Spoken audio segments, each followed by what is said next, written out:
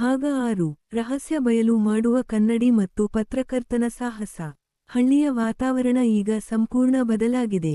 ಸಾಹುಕಾರನ ಮನೆಯಲ್ಲಿ ನಡೆದ ಆ ಭಯಾನಕ ಘಟನೆಗಳ ನಂತರ ಹಳ್ಳಿಯ ಜನರು ಮನೆಯಿಂದ ಹೊರಬರಲು ಹೆದರುತ್ತಿದ್ದಾರೆ. ಪತ್ರಕರ್ತ ವಿಕ್ರಮ್ಗೆ ಈಗ ತನ್ನ ಪ್ರಾಣದ ಮೇಲೆ ಭಯವಿಲ್ಲ. ಅವನಿಗೆ ಆ ಸತ್ಯವನ್ನು ಜಗತ್ತಿಗೆ ತಿಳಿಸುವ ಹಠ ಬೆಳೆದಿದೆ.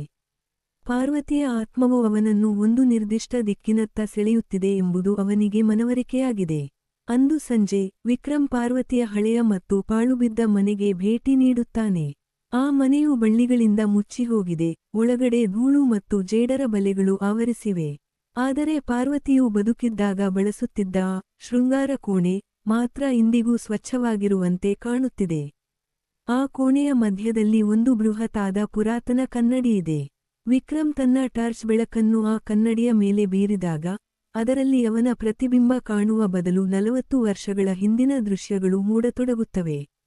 ಅದು ಸಾಮಾನ್ಯ ಕನ್ನಡಿಯಾಗಿರಲಿಲ್ಲ, ಅದು ಪಾರ್ವತಿಯ ತಂದೆ ಸೋಮನಾಥ ಶಾಸ್ತ್ರಿಗಳು ತಾಂತ್ರಿಕ ವಿದ್ಯೆಯಿಂದ ಸಿದ್ಧಪಡಿಸಿದ ಸ್ಮೃತಿ ಕನ್ನಡಿ. ಆ ಕನ್ನಡಿಯಲ್ಲಿ ವಿಕ್ರಮ್ಗೆ ಅಂದು ಪಾರ್ವತಿ ಮತ್ತು ಶಂಕರ ಪರಸ್ಪರ ಹೇಗೆ ಮಾತನಾಡುತ್ತಿದ್ದರು, ಅವರು ಆ ನೇರಳೆ ಸೀರೆಯ ನಕ್ಷೆಯನ್ನು ಹೇಗೆ ಚರ್ಚಿಸುತ್ತಿದ್ದರು ಎಂಬುದು ಚಿತ್ರದಂತೆ ಕಾಣಿಸುತ್ತದೆ. ಅಷ್ಟೇ ಅಲ್ಲ, ಅಂದು ರಾತ್ರಿ ಶಂಕರನಿಗೆ ದ್ರೋಹ ಮಾಡಿದ್ದು ಕೇವಲ ಸಾಹುಕಾರ ಬಸಪ್ಪ ಮಾತ್ರವಲ್ಲ, ಅವನ ಜೊತೆಗೆ ಹಳ್ಳಿಯ ಇನ್ನೊಬ್ಬ ವ್ಯಕ್ತಿ ಶಾಮೀಲಾಗಿದ್ದ ಎಂಬ ಕಹಿ ಸತ್ಯ ಬಯಲಾಗುತ್ತದೆ. ಆ ವ್ಯಕ್ತಿ ಇಂದಿಗೂ ಹಳ್ಳಿಯಲ್ಲೇ ಅತ್ಯಂತ ಗೌರವಾನ್ವಿತ ವ್ಯಕ್ತಿಯ ಸೋಗಿನಲ್ಲಿ ಬದುಕುತ್ತಿದ್ದಾನೆ. ವಿಕ್ರಮ ಕನ್ನಡಿಯಲ್ಲಿ ಒಂದು ಸಣ್ಣ ಸುಳಿವನ್ನು ಗಮನಿಸುತ್ತಾನೆ. ಪಾರ್ವತಿ ತನ್ನ ಸೀರೆಯ ನೆರಿಗೆಯಲ್ಲಿದ್ದ ನಕ್ಷೆಯ ಒಂದು ಭಾಗವನ್ನು ಆ ಕನ್ನಡಿಯ ಹಿಂಭಾಗದಲ್ಲಿ ಅಡಗಿಸಿಟ್ಟಿರುವುದು ಅವನಿಗೆ ತಿಳಿಯುತ್ತದೆ.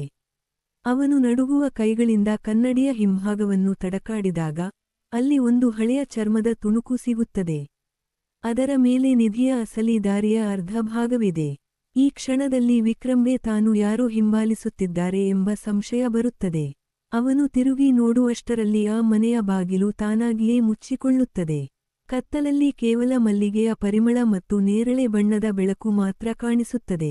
ಪಾರ್ವತಿಯ ಆತ್ಮವು ವಿಕ್ರಮ್ಗೆ ಅಂದಿನ ಸತ್ಯವನ್ನು ತೋರಿಸಿದ್ದು ಯಾಕೆ?